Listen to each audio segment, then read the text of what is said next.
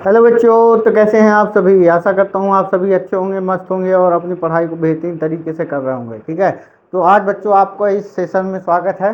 ठीक है, आज हम इस सेशन में बच्चों बात करेंगे। ठीक है, कक्षा 10 की विज्ञान विषय की चर्चा हम करेंगे। ठीक है, विज्ञान विषय के बारे में समझेंगे बेटा। इसका पूरा आज रोड मैप क्लियर करेंगे कि कैसे विज्ञान में 70/70 हम प्राप्त कर सकते हैं। ठीक है, ताकि आपको कोई उसमें कठिनाई ना करनी पड़े। और अभी अप्रैल माह से ही अगर हम इसको अचीव करने पे लग जाएं बेटा, तो यकीनन मानिए इस पे 70/70 हम इसमें ला सकते हैं। इसमें कोई बड़ी बात नहीं है। ठीक है, तो आपका पेपर जो होगा बेटा वो 70 नंबर का होगा। ठीक है, जिसमें आपको 70 में 70 नंबर लाना है। ठीक है, और ये चीज़ कोई इम्पॉसिबल नहीं बेटा, आराम से आ सकता है। अगर आप एक बेहतरीन स्ट्रैटेजी के साथ पढ़ाई करें तो आपको आराम से ये मार्क्स लाए जा सकते हैं। ठीक है, आपका जो बोर्ड एग्जाम होगा उसमें बेटा आपको समय मिलेगा 3 घंटा 15 मिनट समय मिलेगा बेटा। कितना? 3 घंटे 15 मिनट का आपके पास समय रहेगा। समझ में आई बात? 3 घंटे 15 मिनट के बाद आपको बेटा 3 सेक्शन में पेपर मिलेगा। खंड आ, खंड बा, खंड सा, यानी अंग्रेजी में कहें तो section A, section B, section C. ठीक है, तो बेटा सेक्शन ए में आपको पहले केमिस्ट्री मिलेगी, फिजिक्स मिलेगी, बायोलॉजी मिलेगी। ठीक है, या हो सकता है सेक्शन ई में फिजिक्स मिल जाए, सेक्शन बी में केमिस्ट्री मिल जाए और सेक्शन सी में बायोलॉजी मिल जाए। ठीक है, तो ये तीनों सेक्शन मिलेंगे। तो भैया समझ लेते हैं कितने कितने नंबर का कौन सा चीज़ आ सकता है। समझ में आई बात? तो देखो, केमिस्ट्री में बेटा 20 नंबर की आपकी आएगी केमिस्ट्री। कितने नंबर की आएगी बेटा? 20 मार्क्स की आपकी केमिस्ट्री आएगी। एंड 25 मार्क्स का बेटा आपका फिजिक्स आएगा। ठीक है, 20 मार्क्स का आपका बायोलॉजी आएगा। ठीक है, तो आप समझ रहे हैं यहाँ पे, अगर आप गौर से देखें तो 20, 25, 20, 5 नंबर का बेटा ये प्राकृतिक संसाधन आएगा। ठीक है, 5 नंबर का कौन सा चैप्टर आएगा बेटा? प्राकृतिक संसाधन। इसमें क्या आता है बेटा? इस प्राकृतिक संसाधन में हमारा एक चैप्टर है बेटा साइंस में, हमारा पर्यावरण। ठीक है, हमारा पर्यावरण। इसमें बेटा हम पारिस्थितिकी तंत्र, पारिस्थितिकी की परिभाषा, ठीक है, जैव भार, अणुभार, ये सारी चीज़ों की बात करेंगे। ठीक है, पारिस्थितिकी के बारे में बात करेंगे। तो एकदम छोटा सा चैप्टर है बेटा, 5 नंबर का, बहुत बेहतरीन फ्री का नंबर देके जाएगा आपको। ठीक है, केमिस्ट्री में बेटा समझने की बात है, अगर मैं गौर से देखूँ तो 5-5 नंबर का सारे चैप्टर अहम रोल निभा रहे हैं। ठीक है, जब हम बेटा इसको पढ़ाएंगे, ठीक है, तो हर चैप्टर का 1 शॉट आएगा आपको। 1 शॉट में ये चारों चैप्टर मिल जाएंगे। 1 शॉट में ये, 1 शॉट में ये, 1 शॉट में ये, 1 शॉट में ये चारों चैप्टर बेटा आपको मैं 1 शॉट में प्रोवाइड करूंगा। वैसे ही 1 शॉट में ये मिल जाएंगे आपको बेटा, सीधे 1 शॉट। ठीक है, अब जो भी वीडियो अपलोड होगा बेटा सीधा हर चैप्टर का वो 1 शॉट होगा। क्या होगा बेटा? 1 शॉट होगा। ठीक है, जैव प्रक्रम बायोलॉजी में पढ़ाएंगे बेटा, नियंत्रण एवं समन्वय, प्रजनन, अनुवांशिकता, इन सब के बारे में बात करेंगे बेटा डिटेल से। इसकी डीएनए, आरएनए, ठीक है, किसने खोज किया, सब कुछ कोच का उसका बारे में एकदम बेहतरीन बेसिक से बात करेंगे बेटा, एकदम स्टार्टिंग से, ताकि आपको समझ में। अगर आप 9 में बायोलॉजी, फिजिक्स, केमिस्ट्री कुछ भी नहीं पढ़ा है तब भी आपको बेटा यहाँ पे बहुत मज़ा आने वाली है। ठीक है, तो हम चीज़ों को क्लियर करते चलेंगे बेटा। अब देखो बेटा, मेरी बात सुनना, जो 70 नंबर का पेपर होगा बेटा, अगर उसका भी हम पोस्टमार्टम करें तो 50 नंबर का लिखित होता है। क्या होता है बेटवा?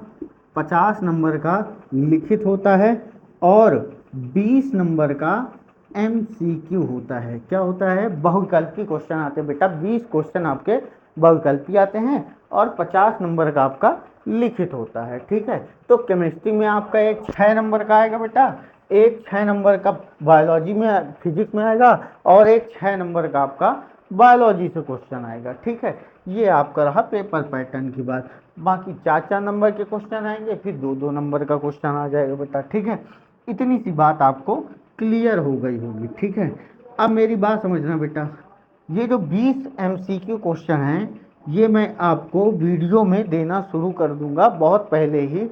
तो मैं सबसे पहले बेटा आपको प्रीवियस ईयर क्वेश्चन करवाऊंगा इसके MCQ के।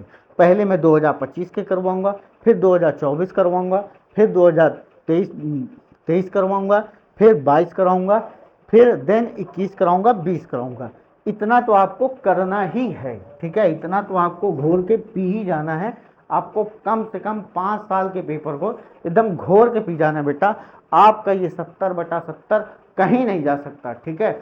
और बेटा साइंस पढ़ने का एक तरीका होता है, उस तरीके को थोड़ा सा समझ लीजिए, मेरी बात समझने का प्रयास करिएगा बेटा। देखो, साइंस को कम से कम आप 1 घंटा रोज दीजिए, 1 घंटे डेली पढ़ाई करिए, डेली स्टडी होनी चाहिए आपकी, ठीक है।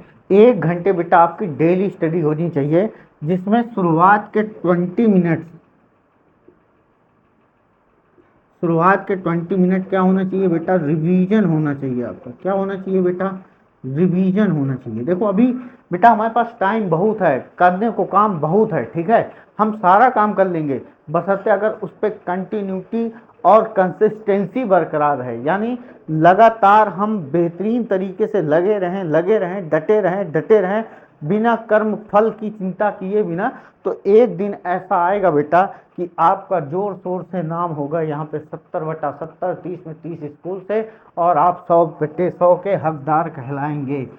फिर बेटा आपको 40 मिनट क्या करना है, 40 मिनट आपको बेटा पढ़ाई करनी है। क्या करना है बेटा, पढ़ाई करनी है। समझ में आई बात, 40 मिनट आपको सीधे सीधे पढ़ाई करनी है। ये रहा बेटा आपका पूरा सिलेबस, कैसे आपको पढ़ना है, इन सारी चीज़ों में मैंने बात कर लिया है। अगर आप अपना टाइम मैनेजमेंट नहीं कर पा रहे हैं बेटा, तो अपना टाइम मैनेजमेंट के लिए आपको मैंने एक टाइम टेबल बना के दिया है कि 10th में कैसे हाईएस्ट मार्क्स लाए जा सकते हैं, ठीक है। उसकी तैयारी भी आपको करने का मैंने तरीका बता रखा है। अब मेरी बात समझिएगा बच्चों, जब आप फिजिक्स पढ़ना शुरू करें, तो हमेशा जब भी पढ़ना शुरू करें बेटा, तो पहले आप पुराना रिवीजन करते चलें, देन आगे पढ़ते चलें। तो रिवीजन बहुत ज़रूरी चीज़ है। क्या ज़रूरी है बेटा, रिवीजन।